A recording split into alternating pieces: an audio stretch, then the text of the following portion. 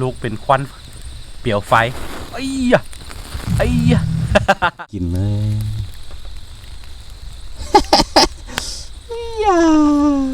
สุดๆไปเลยสุดเหมาะยามหน้าหนาว เหมาะสุด เสียดาย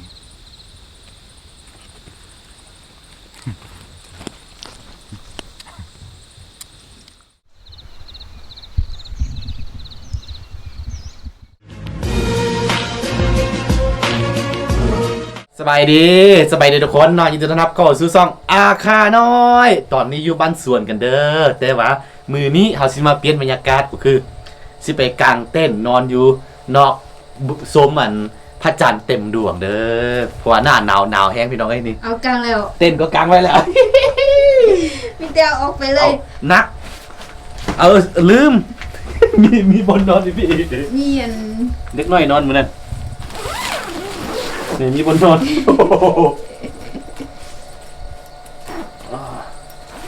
วันนี้คนนั้นออนก่อน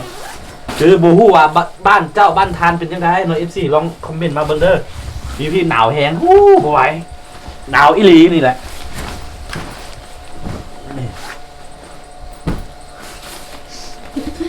เดี๋ยวในกลางไว้แล้วเพราะว่าเด็กหน่อยเขามาหาปลาแล้วก็มานอนอยู่นี่แล้วมื้อนี้คือเอาออกไปอย่างเดียว ไปนอนเล เพ ย ราะว่ากลางไว้เรียบร้อยแล้วเอา บ่ อ เข้า อกบ่ได้ ครับ เดี๋ยว เออ จับไปเลย คือดิน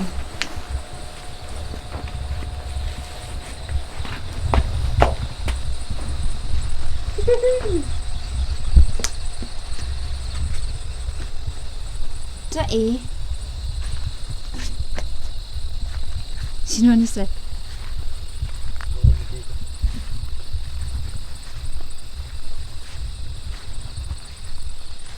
काय putih kan ya? Hah? Ini ya. ใช่เพื่อน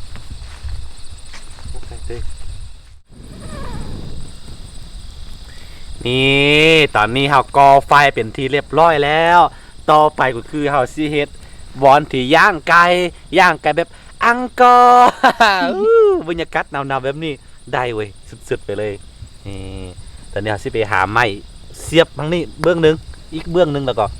เอาไก่ไปแล้วก็ไก่ย่างเนาะย่างไก่เหลืองๆสวะ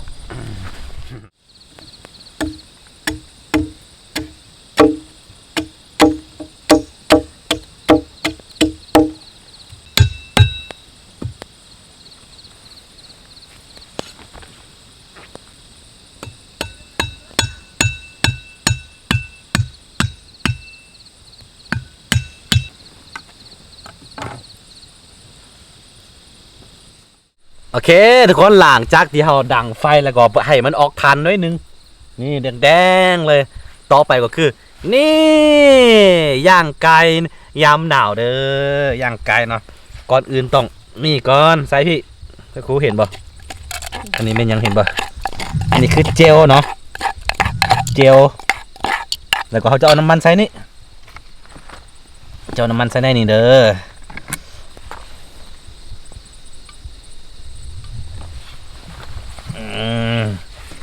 บรรยากาศ ที่จริงเราเห็นที่สวนแหละแต่ว่าเอามาเปลี่ยนบรรยากาศน้ำมันพืชแล้วก็นี่วิธีต่อไปก็คือก่อนอื่นต้องเสียบอันนี้แล้วก็หรือว่าเขาใส่ตะกอนบ่คือเสียบเราค่อยใส่ตำลังก็ได้เนาะเสียบก่อนนี่วิธีกันอันนั้นก็คือก่อนอื่นต้องไปต้มให้มันนิดนึงก่อนเนาะต้มแล้วก็จึงมาเสียบมันจึงเหลือง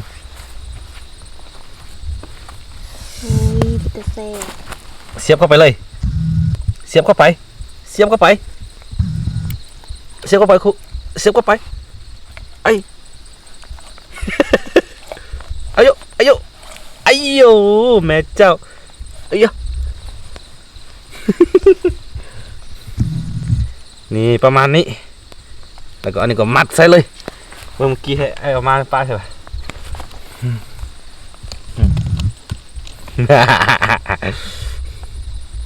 ค เออปิ้งไก่หน้าหนาวให้มันฮู้ไปแจบอีหลีเด้อพี่น้องเด้อล่ำแต่พี่น้องเอ้ย ปิ่งไปแล้วก็กินไปน้ำ ปิ้งแล้วก็ปะให้มันเหลืองๆแล้วก็ห่อสิทาตัวนี้แหละเครื่องปรุงเอาไว้คือเครื่องปรุงนี่แหละเครื่องปรุงโอเคทาหอมหนึ่งทำอิดนี่ทาหอมหนึ่งก่อน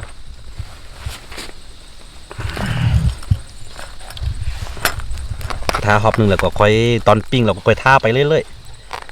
มันจึงหอม ๆมันจะหอมกันบ่ทาน้ำมันจะนี่มันสิบ่เหลืองเด้ดีแท้นี่อันป่นอันน้ำผึ้งนี่แห้งคักแต่ว่าน้ำผึ้งบ่มีก็เลยว่าน้ำมันใช้น้ำผึ้งแล้วโอ้สุดยอดเลยพี่น้องเลย หวานช่ำ ตัวนี้คือไก่ตัวนี้คือพานกันต้มแล้วรอบหนึ่งแต่ว่าบ่ได้ให้สุกเอาแค่ว่าน้อยเดียวเข้าไปพี่น้องเลยเข้าไปนี่เอาเครื่องหอมยัดใส่จุดนี่ เอาหมดมาไว้สุด ๆได้กิน ได้กินของมันเนาะ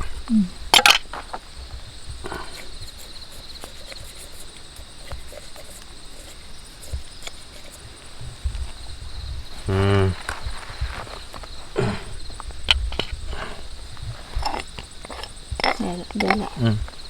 แล้วค่อยท่าเอาเนาะ เอาไปปิ้งเลยทาอยู่ห่วงเด็ก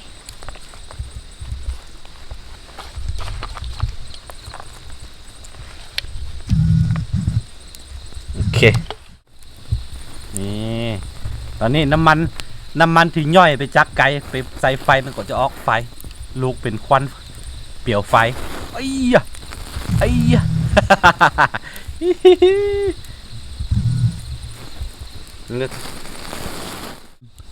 ้ๆแล้วใกล้ๆแล้วรอใจอีกแป๊บนึงสักครู่เหลืองแล้ว นอนแล้ว เหลืองแล้วเอ้าน่ากินเลยรอแป๊บนึงแล้วกดสุกแล้ว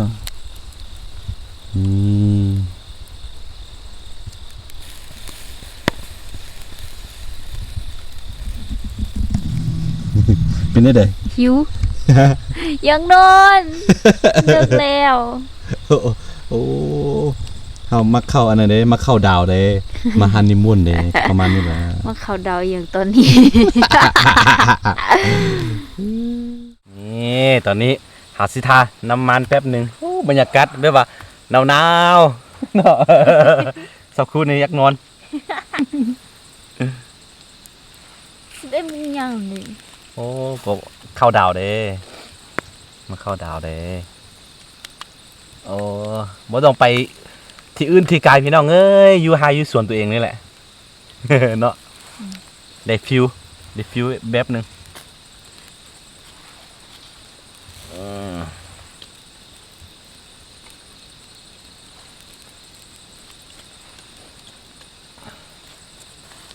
ต้องทาน้ำมันแป๊บนี้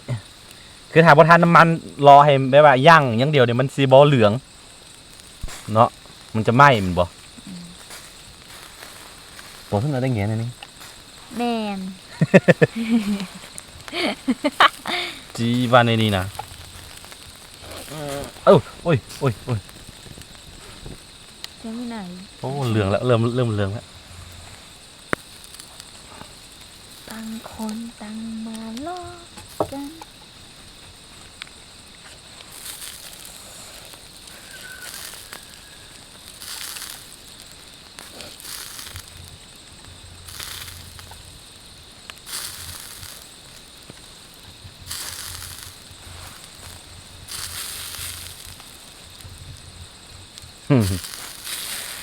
แค่นี้ว่า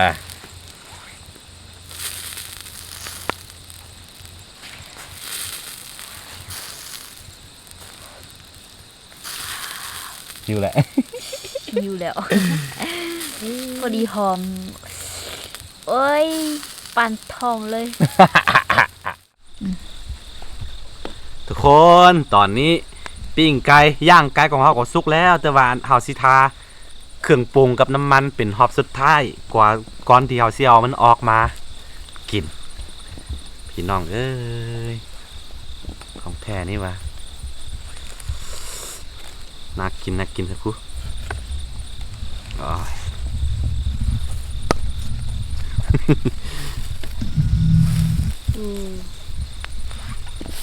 สุดๆไปเลย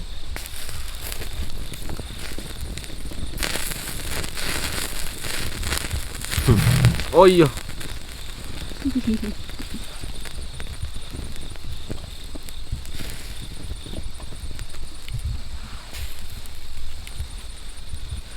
ก็ลืมทาขากันนี่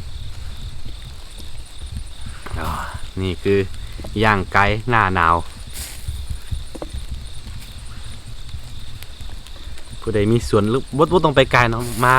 หน้าหนาวอย่างนี้กางเต็นท์ชิวๆนอนอย่างนี้มันจะได้บรรยากาศจะได้ฟีลอีกแบบนึงต้องมาไม่ว่าสัมผัสด้วยตัวเองเนาะทีนี้พูดไปว่าลองว่างๆก็ลองเข้าป่าแล้วก็ไปกางเต็นท์แบบนี้เบิ่งเด้อทุกคนมันจะได้แบบฟีลอีกแบบนึงเพิ่มอายุ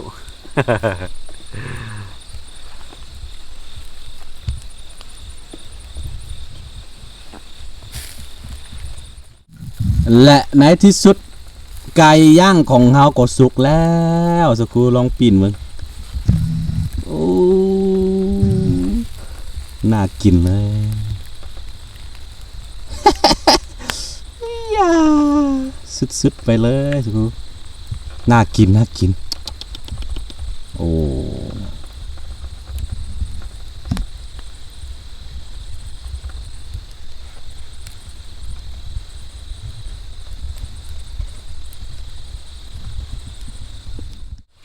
ว้าวได้เวลากินแล้วหอมเยาวยวนเหลือเกิน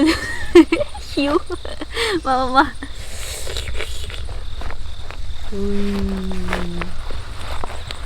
อุ้ยนี่เขามีเจียวซีฟู้ด เขาเห็ดเองนี่เลยอุ้ยมาเขามาลองซิมกันเนาะวันรสชาติมันเป็นซิแซ่บปันใดฮะนะ เด้อ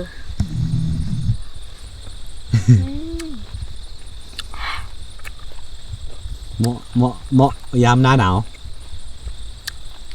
เหมาะสุดเลยกับอากาศหนาวๆฟินไฟแล้วก็กินนี่ อ๋อนั่นคือได้อย่างนี้ เอาよくざまなやまねだな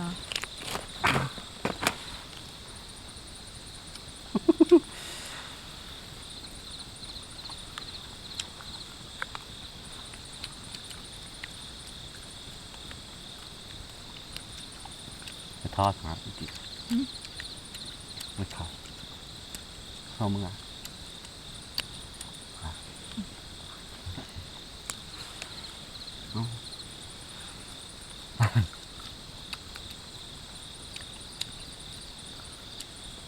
บะคูอย่ามั่ง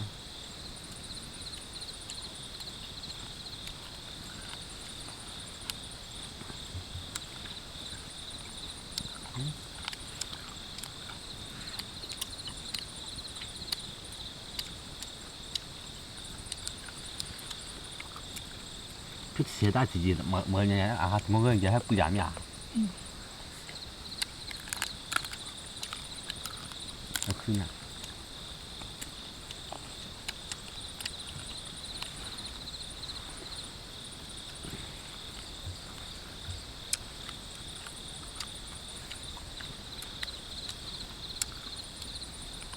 เสียดาย อ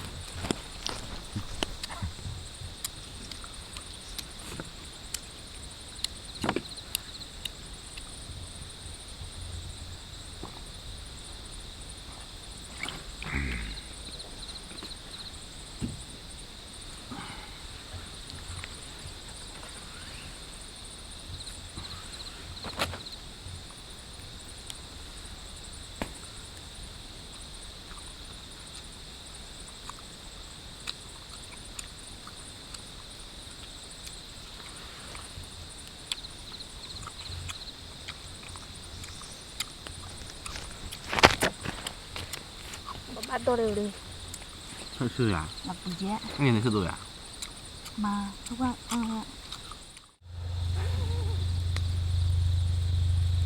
หลังจากที่เขาแบบว่ากินย่างไก่อิ่มแล้วเขาก็สินางฝิ่งไฟฝอยโม่ใส่กันฟังแบบนี้เนาะนี่คือไลฟ์สไตล์ของเขาของจริงเลยเนาะวิถีชีวิตของเขาประมาณนี้เลยเนาะใส่ชีวิตแบบนี้แหละ ง่าย ง่าย ชิว อยู่ไฮอยู่สวนทุกมือๆแม่น มือใดอิ่มตัวมือใดอยู่ไฮอยู่สวนอิ่มตัวเขาก็ ออ พากันเป้ทุงกันนึงแล้วก็ออกเดินทางเนาะออกเดินทางออกเดินทางไปว่าอันนั้น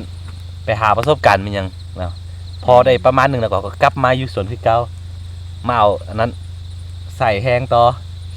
แล้วก็เมื่อยแล้วก็ไปพักผ่อนประมาณนี้แหละทุกคนวิถีชีวิตนี้คือ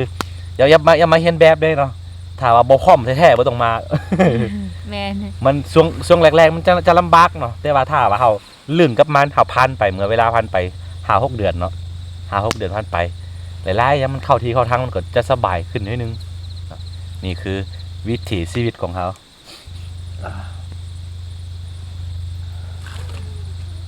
หน้าหนาวอย่างนี้ฝิ่งไฟมันคักนะบ่อยากนอน ลุมกัน เออ เมื่อกี้อยากนอนเดี๋ยวนี้ หน้า หายแล้ว แตก หน้าแตกตีนแตกหมดแหละเดี๋ยวนี้ถ้าว่าฟิงหลายได้12 โมงเลยเดี๋ยวนี้ 12 โมงเลยนี่ 12 โมงกัน เที่ยงคืน อุ้ยแฮปแฮปปี้นิว เยียร์ เขาดาวสาน เข้าดาวเลย ดาวละเด้อเข้าละเด้อ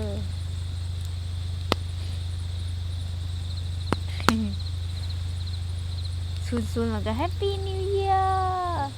คิดฮอดสมัยอันอยู่เวียดนามอันเขาให้เป็นนิยานะอารมณ์มวนกินต้องกินได้ตะกี้นะใส่แข็งนะ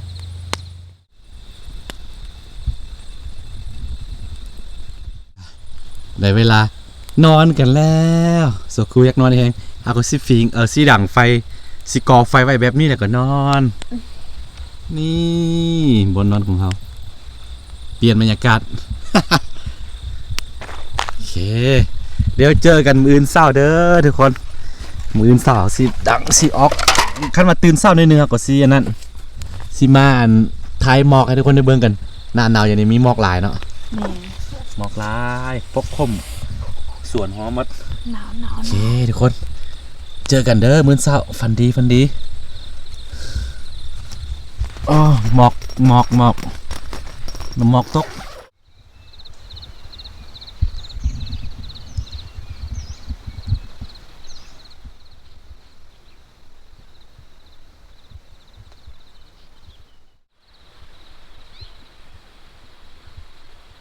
นี่คือยาพื้นเมืองหรือว่าสมุนไพรนี่แหละสมุนไพรรักษา